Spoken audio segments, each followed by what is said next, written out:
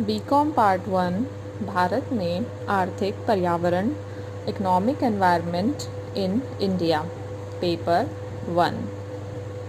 पिछले लेक्चर में हमने नई आर्थिक नीति, भारतीय अर्थव्यवस्था में आर्थिक सुधार, उदारीकरण, निजीकरण तथा वैश्वीकरण की ओर कदम, मुख्य उपाय तथा भारतीय अर्थव्यवस्था पर प्रभाव एवं उपलब्धियाँ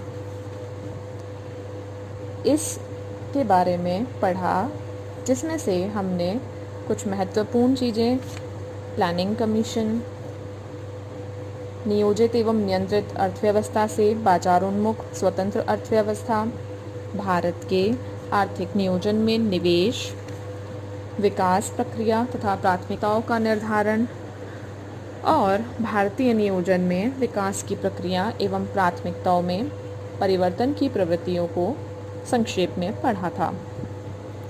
आज हम जानेंगे कि आर्थिक सुधारों की आवश्यकता क्यों है, नीड ऑफ इकोनॉमिक रिफॉर्म्स। आर्थिक नियोजन की विकास मूलक रणनीति से अर्थव्यवस्था में उत्पन्न हुए दोष या दुष्प्रभाव, नौकरशाही, नियंत्रण एवं भ्रष्टाचार। यद्यपि आर्थिक नियोजन की विकासमूलक रणनीति से देश में आर्थिक विकास के लिए आवश्यक आधारभूत संरचना का निर्माण हुआ, कृषि, औद्योगिक एवं विदेशी व्यापार क्षेत्र के साथ साथ परिवहन एवं संचार तथा सामाजिक सेवाओं के क्षेत्र में तीव्र विकास हुआ, पर अर्थव्यवस्था की संपूर्ण विकास प्रक्रिया पर नियंत्रणों एवं प्रतिबंधात्मक नीतियों से सरकारी तंत्र और नौकरशाही हावी रही, जिससे विकास कार्यों में बाधा एवं भ्रष्टाचार का बोलबाला बढ़ा। आर्थिक सत्ता का केंद्रीयकरण बढ़ा, साधनों की फिजूल खर्ची एवं अपव्यय बढ़ा, जिससे वित्तीय संकट और आर्थिक स्थिरता की प्रवृत्तियां प्रबल हुई। सार्वजनिक उपक्रमों में घाटा। सार्वजनिक क्षेत्र के उद्योगों में अत्यधिक पूंजी निवेश के बावजूद अकुशलता के कारण उनमें लगातार बढ़ता घाटा अथवा उनकी लाभप्रदता में निरंतर कमी से उनके विकास के औचित्य पर ही प्रश्न चिन्ह लगने लगा। योजना आयोग की मनमानी से विकास में बाधा। योजना आयोग, जो आर्थिक नियोजन के लिए एक सलाहकार संस्था के रूप में स्थापित की गई थी, कालांतर में एक सर्वाधिक शक्तिशाली सुपर कैबिनेट के रूप में उभरकर मंत्रालयों एवं विभागों पर ही हावी हो गई। केंद्र तथा राज्यों को वित्तीय साधनों के हस्तांतरण में भी योजना आयोग भारी पड़ा, जिसका संकेत नवे वित्त आयोग के सदस्य न्यायमूर्ति श्री A.S. कुरैशी की विसम्मति टिप्पणी नोट ऑफ डिसेंट से मिलता है।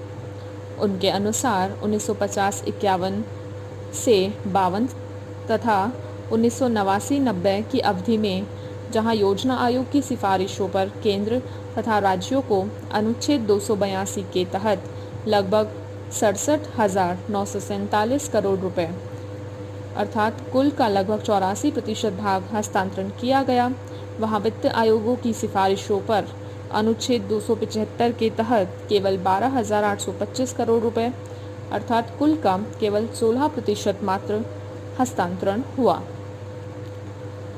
इसके फलस्वरूप उन राज्यों को धन अधिक मिला जो केंद्र सरकार में बैठे राजनेताओं के कृपा पात्र थे, जबकि विरोधी दलों की सरकारों वाले राज्यों को बहुत कम धन मिला। इस मनमाने ढंग और पक्षतापूर्ण साधन हस्तांतरण से क्षेत्रीय विषमताएं बढ़ी और आर्थिक विकास के लिए साधनों के अभाव में विकास कार्य अवरुद्ध हुए। निर्धारित लक्ष्यों एवं उपलब्धियों में भारी अंतर। विभिन्न योजनाओं में कई निर्धारित लक्ष्यों एवं उपलब्धियों में भारी अंतर रहा। देश में योजनाबद्ध विकास के 60 वर्षों में भी बेरोजगारी निरंतर बढ़ती ही गई। निर्धनता का निराकरण संभव नहीं हुआ। आर्थिक सत्ता का केंद्रीयकरण बढ़ता ही गया। धनवान अधिक धनवान हुए और गरीब अधिक गरीब होते गए। आर्थिक विषमता की खाई बढ़ती ही गई। मुद्रास्फीति का जोर जनता के लिए कष्टप्रद रहा। 1991 में वित्तीय संकट के समय मुद्रास्फीति दर 17% तक पहुंच गई थी। आपातकाल के पूर्व में भी यह लगभग 24% वार्षिक हो गई थी। सामाजिक न्याय कल्पना बनकर रह गया, जबकि समाजवाद एक सपना। जन सहयोग का अभाव रहा। आर्थिक नियोजन में नौकरशाही एवं सरकारी तंत्र के हावी रहने से योजनाओं के क्रियान्वयन में वांछित जन सहयोग नहीं मिल पाया। यहाँ तक कि बेकारी निराकरण, निर्धनता उन्मूलन, सामाजिक सेवाओं एवं न्यूनतम आवश्यकता कार्यक्रमों में भी जिनसे जनता का सीधा संबंध था, उनमें भी जन सहयोग का अभाव रहा, जबकि यह योजनाओं की सफलता का आवश्यक अंग है। जनसंख्या में विस्फोटक वृद्धि एवं विकास में बाधा रही, क्योंकि जनसंख्या वृद्धि पर प्रभावी नियंत्रण न हो सका। 1951 में जनसंख्या केवल 36.1 करोड़ थी। वह 1991 में बढ़कर 84.64 करोड़ हो गई, जबकि फरवरी 2001 में बढ़कर 102.87 करोड़ तथा मार्च 2011 में बढ़कर 121 करोड़ से अधिक हो गई और वर्तमान में लगभग 136 करोड़ के आसपास है। इस प्रकार केवल 60 वर्षों में जनसंख्या में 85 करोड़ की वृद्धि हुई। यद्यपि जन्म दर एवं मृत्यु दर दोनों में कमी आई, पर अति जीवन दर अर्थात सर्वाइवल रेट काफ़ी बढ़ गई। संरक्षणात्मक और प्रतिबंधात्मक नीतियां अनुपयुक्त रही, क्योंकि उनसे अकुशलता को बढ़ावा मिला और उद्योग तथा कृषि क्षेत्र बाजारोन्मुख शक्तियों के प्रतिस्पर्धात्मक गुणों से वंचित रहे। राजनेताओं ने आरक्षण, कमजोर एवं पिछड़े वर्ग के उत्थान आदि मसलों को अपनी सस्ती लोकप्रियता और राजनैतिक लाभ का साधन बनाया। इससे आर्थिक विकास के घटकों पर बुरा प्रभाव पड़ा और आर्थिक विकास की प्रक्रिया पर प्रतिकूल प्रभाव पड़ा। निजी क्षेत्र तथा विदेशी पूंजी निवेश पर अनावश्यक नियंत्रण होने से अर्थव्यवस्था के कई क्षेत्रों में वांछित पूंजी निवेश नहीं हो पाया और अर्थव्यवस्था तीव्र आर्थिक विकास में पिछड़ गई। बेरोजगारी में वृद्धि एवं आर्थिक निर्धनता। योजनाबद्ध विकास के दौरान उत्पन्न विकृतियों से देश में बेरोजगारी निरंतर बढ़ती गई और देश में गरीबी के निराकरण में विशेष सफलता नहीं मिली। नवीन आर्थिक नीति एवं आर्थिक सुधारों की पृष्ठभूमि।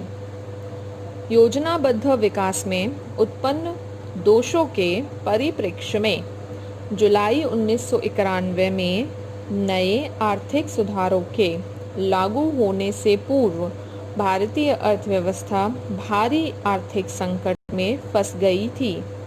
मुद्रास्फीति की दर अगस्त 1991 में 17% पहुंच गई थी। भारत के विदेशी विनिमय कोष बहुत ही निम्न स्तर $1 अरब तक पहुंच गए थे, जिनसे केवल 2 सप्ताह के आयातों की व्यवस्था हो सकती थी। राजनीतिक अस्थिरता के कारण 1991-92 का बजट समय पर पेश न हो सका।